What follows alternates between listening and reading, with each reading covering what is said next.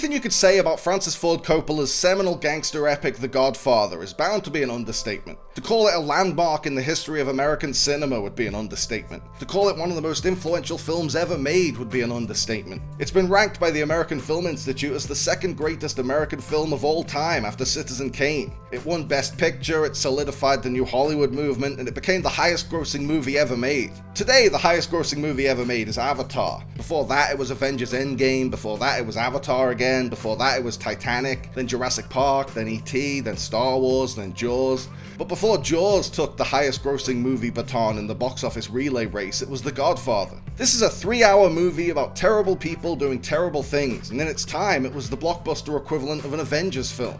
There had been plenty of other gangster movies before The Godfather, from The Big Combo to the original Scarface to Angels with Dirty Faces, but The Godfather was the first one with a ring of authenticity. Coppola layered the movie with the rich, personal details of Italian immigrant culture, and portrayed his gangster characters not as Jimmy Cagney archetypes, but as complex, three-dimensional human beings, people of substance, and that's what made it so groundbreaking.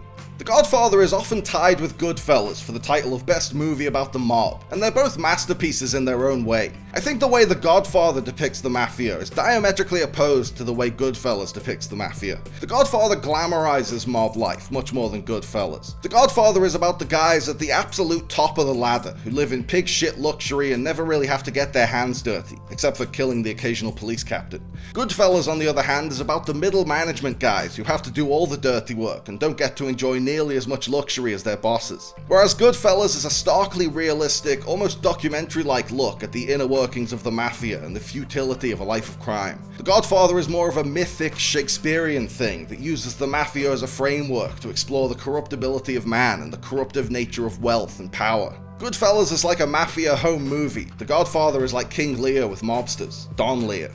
I believe in America. America has made my fortune. And I raised my daughter in the American fashion. The film's opening line, "I believe in America," introduces Coppola's dark deconstruction of the land of hope and dreams. The Godfather is the ultimate American story. It's all about pursuing the American dream at any cost. Some Americans get rich by inventing a car or becoming a rock star. Some Americans get rich by intimidating people and blackmailing people and killing people. The Godfather's brutally frank exploration of what America should represent versus what it does represent wouldn't be matched until Paul Thomas Anderson made There Will Be Blood 35 years later. Both of these films explore the idea that the American dream is more of a nightmare. Coppola's framing of a mob hit with the Statue of Liberty in the distant background illustrates this idea beautifully. This iconic symbol of hope, the reason all these Italians came to America in the first place, to pursue that hope and create a better life for themselves, has been corrupted by violence. You don't ask with respect. You don't offer friendship. You don't even think to call me Godfather. Instead, you come into my house on the day my daughter's to be married and you ask me to do murder. Money.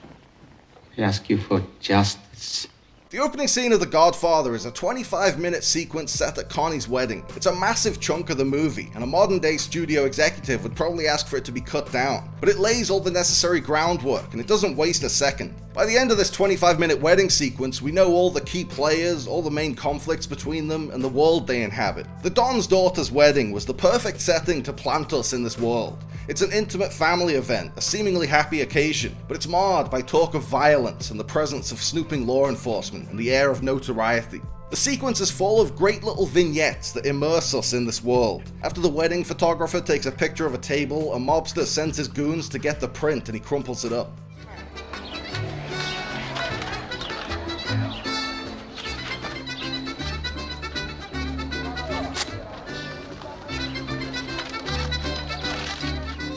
Vito granting favors on his daughter's wedding day shows us just how powerful he is. He's deeply respected in the community, but he's also deeply feared. We see a guy rehearsing what he's going to say to the Godfather and then completely fumbling it when he's face to face with him.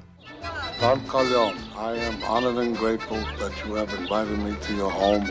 I am honored and grateful that you have invited me to your daughter's wedding.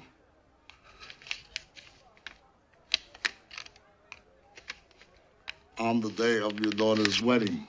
All in all, this opening wedding sequence sets the scene perfectly. It tells us exactly who Don Corleone is. He's a guy who'll go from promising to have people killed to dancing with his daughter without skipping a beat.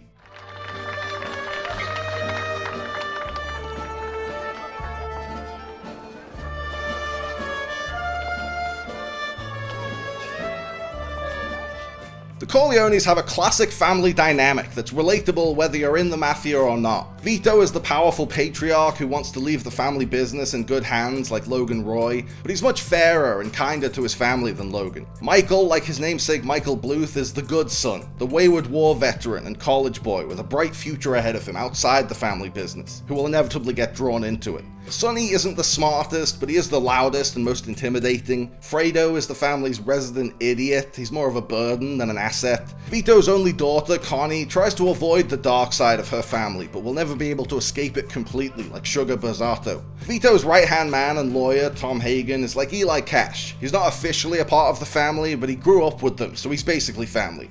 If your father dies, you make the deal, Sonny.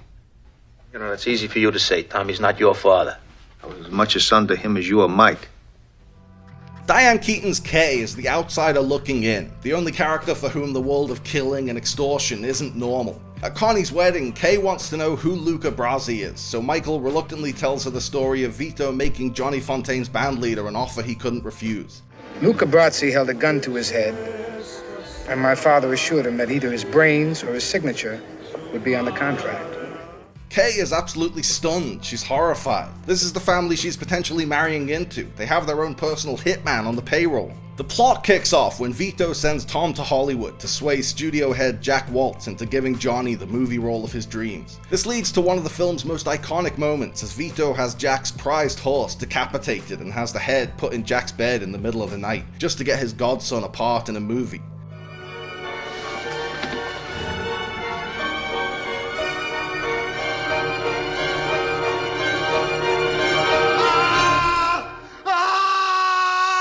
This little episode was based on Frank Sinatra, who's believed to have used his mob connections to land a role in From Here to Eternity. But it serves an important story purpose too. It shows the absolute horror that Vito and his goons are capable of. A drug kingpin known as the Turk asks Vito to invest in his heroin business, but Vito worries if he gets involved in the drug business he'll lose his political connections. The judges and politicians in his pocket don't mind the gambling racket, which they consider a harmless vice, but they have a moral objection to drugs. So Vito turns down the Turk, and the Turk retaliates by sending hitmen to gun him down at a fruit stand. This is one of the most glaring examples of the famous orange symbolism. In The Godfather, oranges signify that someone's about to die, or something equally horrific is about to happen. There are oranges on the dinner table when Tom has dinner with Jack Waltz before having his horse decapitated. Vito is playing with an orange when he suffers a fatal heart attack later in the film. The Godfather's orange symbolism is so well known that it's since been homaged in everything from The Sopranos to Breaking Bad. Vito survives the assassination attempt, but he's hospitalized, and at the hospital he survives a second assassination attempt. Mark McCluskey, a corrupt police captain on the Turk's payroll, removes the bodyguards from Vito's bedside, leaving his hospital room unguarded and allowing the Turk's assassins to move in. Michael arrives just in time to move his father to another room and evade the assassins. Here, Michael pledges his loyalty to Vito. Michael never wanted to get mixed up in the family business, and even Vito never wanted his favorite son to get involved in the business. But with his dad's life on the line, he can't stay out of the business any longer. And so begins Michael's tragic journey to replacing Vito as the Godfather. One of the most crucial tenets of screenwriting is that you need to have a strong midpoint. The midpoint of your script should be a point of no return for the characters that radically shifts the story and raises the stakes. At the midpoint of Psycho, Marion Crane is murdered in the shower. At the midpoint of A Clockwork Orange, Alex DeLarge is sent to prison. At the midpoint of Jaws, Brody's son is attacked by the shark and he decides to go out into the ocean to hunt it down. The Godfather has the absolute perfect example of a radical midpoint twist that changes everything and kicks the movie into gear. Michael agrees to meet with McCluskey and the Turk, ostensibly to discuss a truce, but really to kill them. He goes into the restroom, retrieves the gun that was left for him, and shoots them both dead. The shooting is cut together masterfully. After all the tense, patient build-up to the shooting, there's a chilling sense of disorientation when Michael pulls the trigger.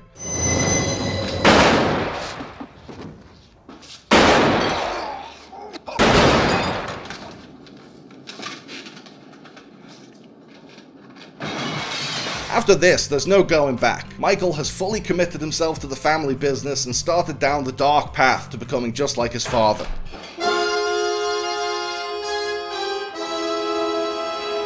When Michael goes into hiding in Sicily is arguably the most boring stretch of the movie. It takes you right out of the action, right at the most exciting time. But it's key to Michael's character arc. These scenes all focus on Michael's marriage to a local woman named Apollonia. He truly loves Apollonia in a way he doesn't really love Kay. Michael and Apollonia are happy together as newlyweds, but just when he's settling into marital bliss, his wife is killed by a car bomb meant for him. No! No, Apollonia! Her untimely death gives Michael a push towards becoming the cold-blooded monster he is at the end of the movie. If Apollonia had lived, Michael wouldn't have been ruthless or determined enough to succeed Vito as the Godfather. He was weakened by his love for her. When he's with Kay, he can make the business his top priority because he doesn't really care that much about her. Michael also gets a better understanding of the role of a Don from his time with Don Tomasino. Michael previously thought the idea of a Don, one guy with a tyrannical rule over an entire neighborhood, was at odds with the freedom and optimism of the American experience. But after spending some time in Sicily, he sees firsthand that the Don can play a somewhat positive role in the community and be someone that people can rely on.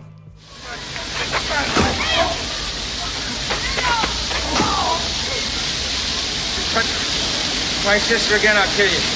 After Sonny promises to kill Connie's abusive husband Carlo if he ever hurts her again, Carlo specifically beats Connie just to get Sonny incensed enough to come after him without protection. And then when Sonny stops at a toll booth, Barzini's goons jump out to gun him down from every direction.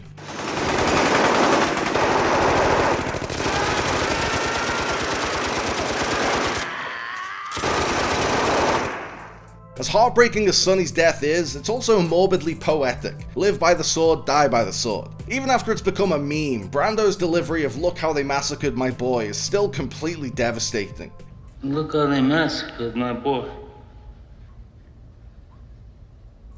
In the wake of his son's murder, a recovering Vito meets with the five families. He agrees to invest in the drug business and promises not to exact revenge for Sonny's death. With his safety guaranteed, Michael returns from Sicily to join the business and marry Kay. Vito runs the business for a few more years, and as he nears the end of his life and Fredo is wisely deemed unfit to lead, Michael agrees to succeed Sonny as his father's heir apparent. When Vito dies, Michael will become the Godfather. The real tragedy is that Michael is a victim of circumstance. Whereas Tony Soprano was always supposed to become Tony Soprano, and Walter White was always destined to become a heartless monster in some form or another, Michael was never supposed to be the Godfather. He was supposed to become the first Corleone to lead a legitimate life, but fate had other plans. Michael's older brother is dead, otherwise he'd be running the business. His other older brother is an idiot, otherwise he'd be running it. Tom knows the business inside and out, but unlike Michael, he doesn't have the Corleone name and the Corleone blood in his veins. Michael wasn't supposed to be the Godfather, but he's the only suitable candidate left. He had this dark destiny foisted upon him.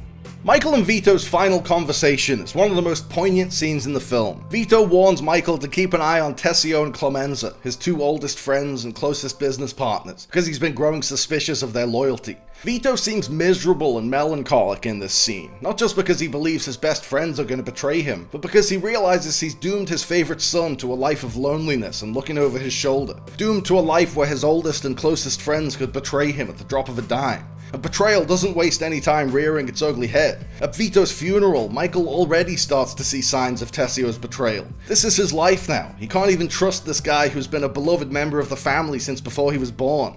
Do you renounce Satan?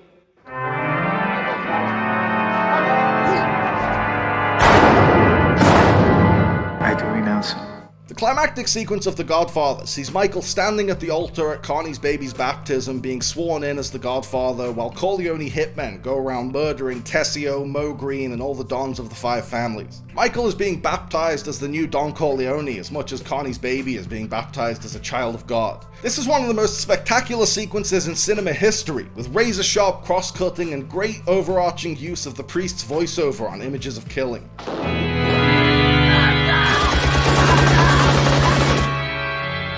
And all his pomps? I do renounce them. This climax brings the story full circle from the opening wedding sequence. It's another intimate family event juxtaposed with the horrific violence that's normalized in this family. The baptism scene shows that Michael has successfully replaced Vito. He demands respect, he makes the tough calls, and he doesn't care who he has to kill to keep the family business afloat and maintain his power. In nomine Patris, et Filii, et Spiritus Sancti. Michael Rizzi, go in peace, and may the Lord be with you. Amen. Shortly after the baptism, Michael solidifies his dark new persona as he has Connie's husband Carlo killed for his involvement in Sonny's murder. He draws a confession out of Carlo by promising to send him away instead of killing him, then has Clemenza strangle him to death seconds later. Michael has become even more ruthless than his father. Vito promised not to seek vengeance, but Vito's not in charge anymore. Both Connie and Kay confront Michael about Carlo's death, but he denies his involvement. And that brings us to The Godfather's unforgettable final scene, one of the greatest endings in movie history. Kay is initially relieved that Michael had nothing to do with Carlo's death, but when she sees Capos going into Michael's office, kissing his ring and paying tribute to the new Don Corleone, she realizes her husband just told her a bald-faced lie. Her look of relief turns to one of suspicion and disgust as one of the Capos comes over and closes the door on her. The final shot sees Kay being quite literally shut out of the business. She's expected to turn a blind eye to her husband's criminal dealings and tend to her domestic chores like the other mafia wives. But Kay is less oblivious and much less subservient than the other mafia wives, and now her trust in her husband is irreparably damaged. She sees Michael for who he's become, and she doesn't like it one bit.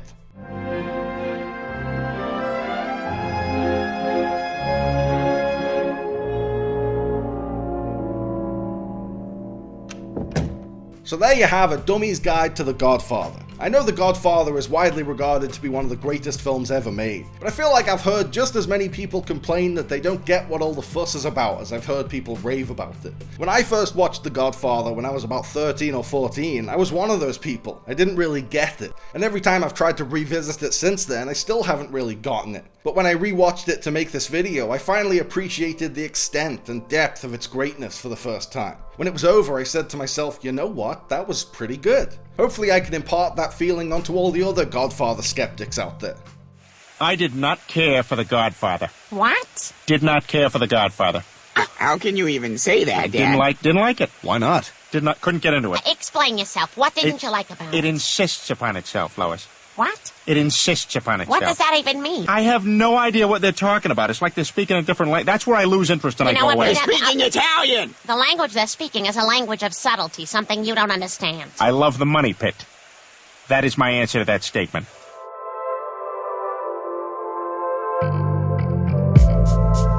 Thanks for watching, guys. I hope you liked the video. Remember to like and subscribe and click on the little bell. And also seize the day and call your mom and be kind to yourself.